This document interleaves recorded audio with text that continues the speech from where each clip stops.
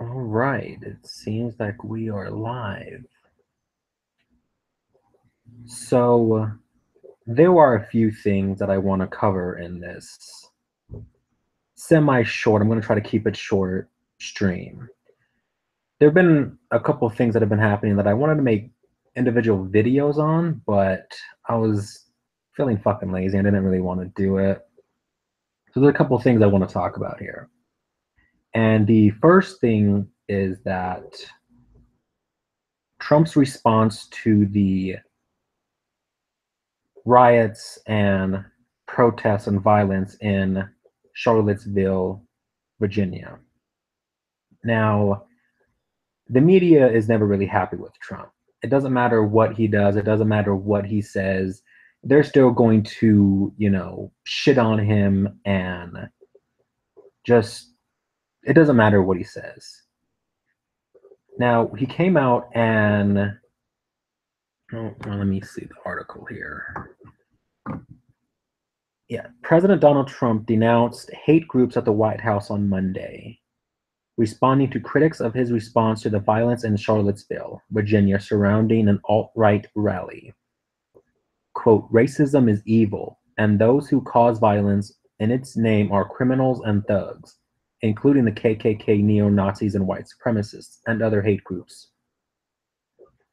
Now, he did get a lot of shit for this comment, both from his supporters and obviously from the left, because like I said, Donald Trump cannot do anything without pissing off the left. It doesn't matter what he says, it doesn't matter what he does.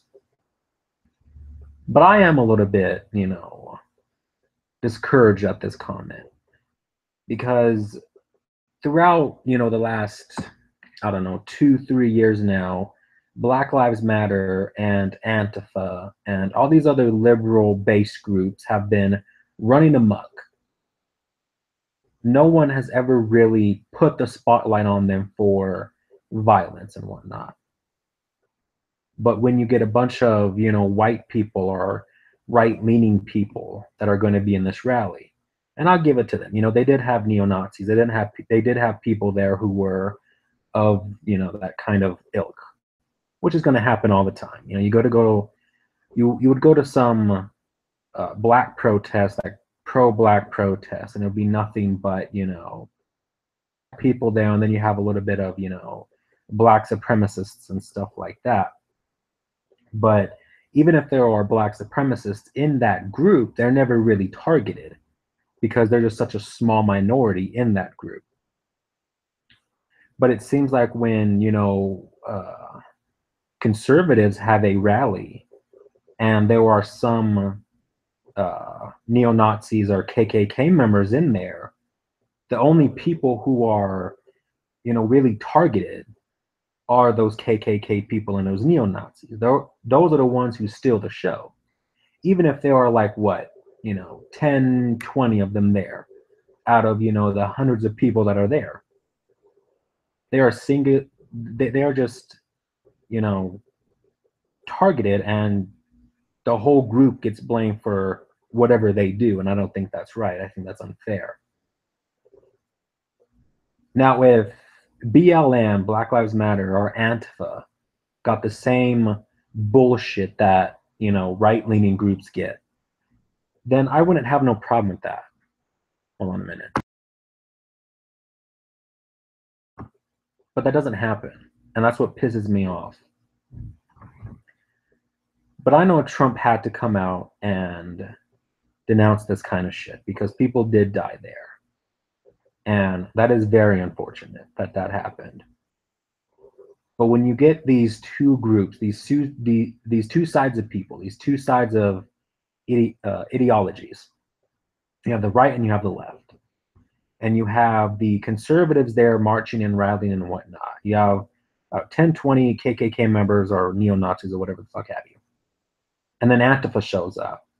There are going to be violence there. There was going to be punches thrown. There are going to be, acts of violence there. Now, I don't remember when the shit was going down in UC Berkeley, where Milo Yiannopoulos and Ann Coulter were both basically told to go fuck themselves when they wanted to have their events there. They said, "Oh no, you can't come here." Antifa shows up. They start throwing punches and their Molotov cocktails, their rocks, and just beating people to the ground with whatever the fuck they could find. And the president doesn't come out and say anything about this. No other politician comes out and says anything about this. It is almost like it's kind of gossipy, like it's below them to talk about that, and that's what pisses me off.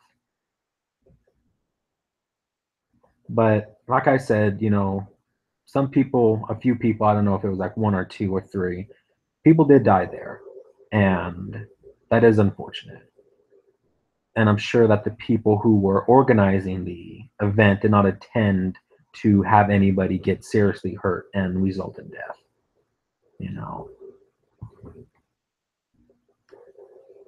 So let's see what else I have here to talk about. I gotta crack my goddamn elbow. Another thing about Trump is he tweeted out a meme, and it was of Trump train. I don't know how to, let me see if I can copy it somehow and post it up here. Let me see, what is this? Screen share? What is, no, that's not it. I don't know how to work this goddamn thing. I'm just, whatever. And maybe I'll put it like as a, no, just fuck it. He retweeted this meme, and it's like, it's a Trump train, it's a cartoon thing. And it's running over CNN. And again, people are losing their fucking shit.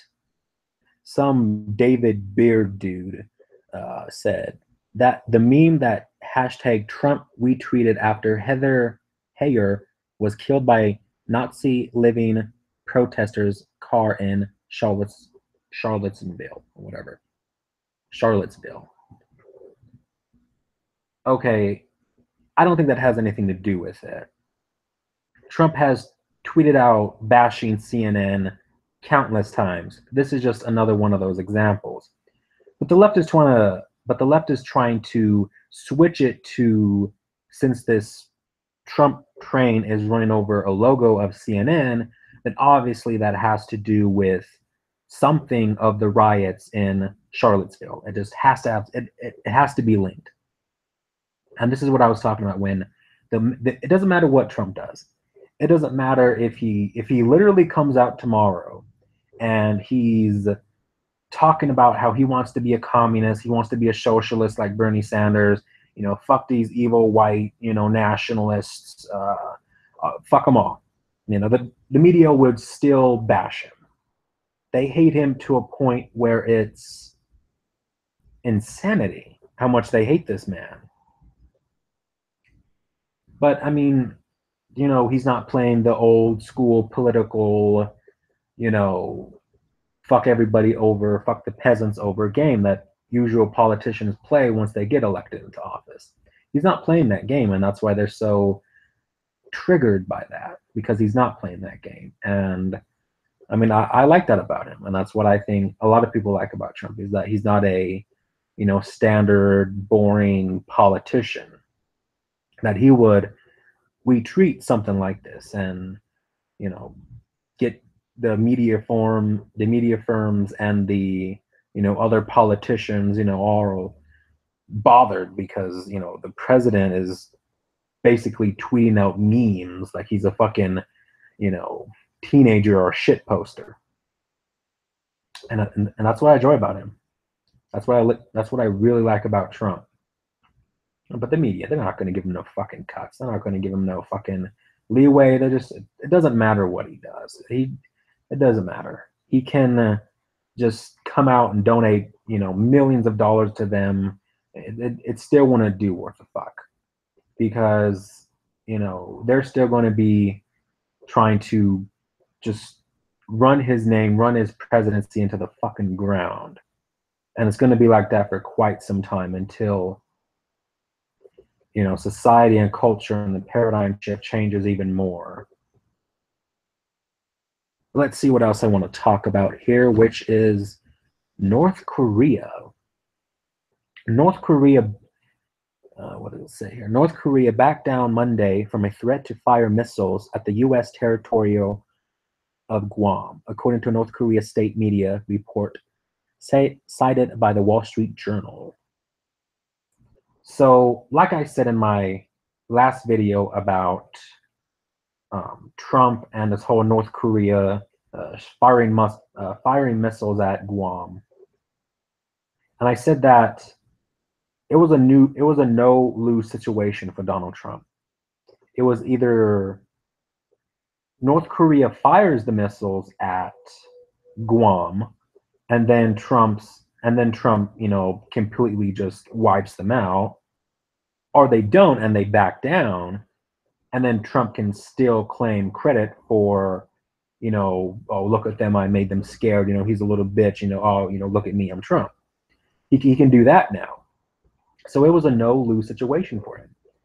And that's what he's good at playing. He's good at playing these situations where he has the full advantage of whatever happens. It doesn't matter what happens. He will get the advantage of it. And he did this a lot during the election. He did it with, the media, the other Republican politicians.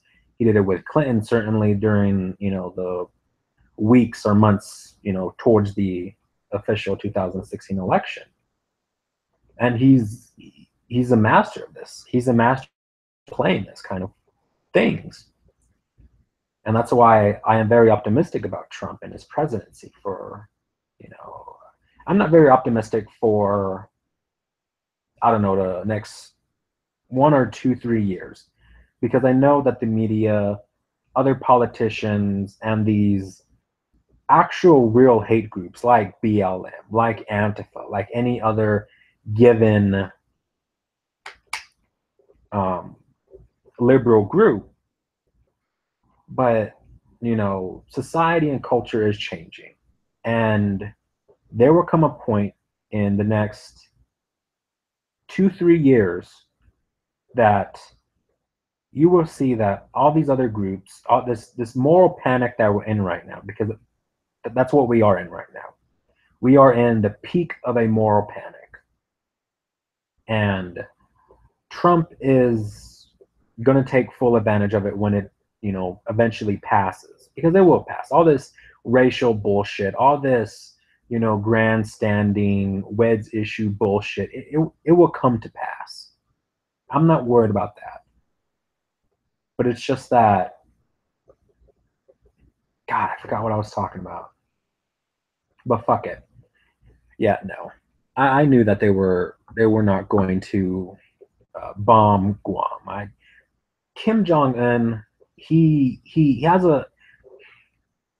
not, he's all bark and no bite. And people are over here worried about, Trump starting a nuclear war with Kim Jong-un, or whatever the fuck his name is. And that it's going to be Trump's fault that North Korea is going to nuke us, even though they've been threatening to nuke us for fucking decades now. The only difference under Obama is that Obama really didn't do shit about it. Besides coming out, talking about it for 5 minutes, I condemn their actions or whatever, and then to go back and do whatever the fuck he wants to do. Mostly talking about race baiting, which I do blame Obama for the recent, racial, bullshit that's happening in America. This isn't Trump's fault. Trump never said anything about race, about black people, about white people, about Mexican people. He never said anything like that. It was Obama who was talking about all this racial bullshit. When Obama's approval rating was low, he blamed it on what? White racism in America. That is what Obama blamed his low approval on. And Obama would come out every time, some white cop would kill a black person. He would come out and bitch and cry his crocodile tears and, we're still so oppressed and all that other bullshit. And And that's what started the whole riots with the Black Lives Matter and stuff. So it's really Obama who really started all this crap in the first place. And I think future generations and history will acknowledge that as the truth. Right now they won't be.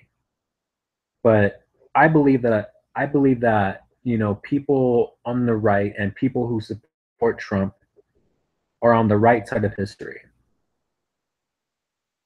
It is the left who is all for, censorship, buzzwords, racist, sexist, whatever the fuck have you. Ironically enough, they're for religion now. They constantly quote the Pope and whatnot when he says things they like. When he says things they like, they quote him and say, oh, he's such a great guy and whatnot. But no, the left fucking loves religion now. The left fucking just loves themselves some Islamic people. I tell you that right now. But Christianity is still, the worst thing ever. But let's see what else is in the news today. The United Nations Human Rights Council is demanding President Trump enact a full open borders policy that would release more than 350,000 illegal aliens and foreign refugees into the public. Yeah, but no, that's not going to fucking happen. The UN isn't worth the fuck. The UN is basically fucking useless. The UN is a costly fucking thing that is not fucking needed. We don't need the fucking United Nations. They don't fucking do shit. They never have done shit. They just are just there. And now they're demanding that Donald Trump should release these immigrants into the public. Who the fuck are they to say what Trump cannot and can do as a president of the United States of America? How would the UN, I fucking hate the UN. I never fucking liked it. It was always just a stupid shit. I don't know why we need it in the first place. We don't need an organization to help world leaders and countries get along. That's been happening for decades and decades before. It's called diplomacy. We don't need the UN for anything. They're just censorship happy, go lucky shitters like fucking the leftists. The United Nations are demanding Trump release 300,000 illegal immigrants and refugees.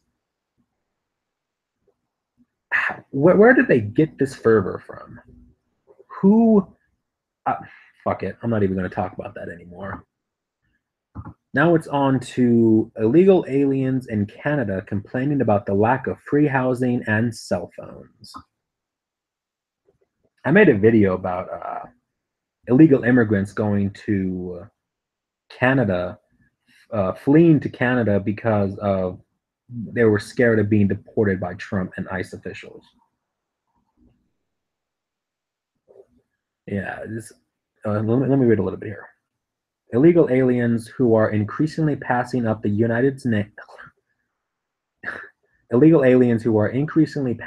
USA and heading into Canada are now complaining that Canada does not offer enough freebies in money, cell phones, and housing.